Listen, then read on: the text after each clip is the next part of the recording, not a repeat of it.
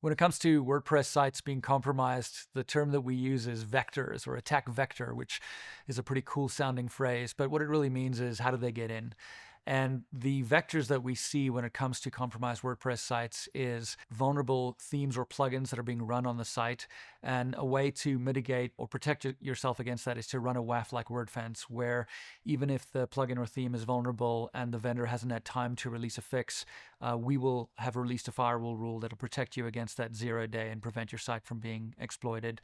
Another vector we see is admin password reuse, where if a service out there, a forum, for example, is hacked, those passwords are cracked, and the attacker is brute forcing sites, trying those credentials on WordPress sites. If you don't have two-factor authentication enabled, then your site can be compromised that way.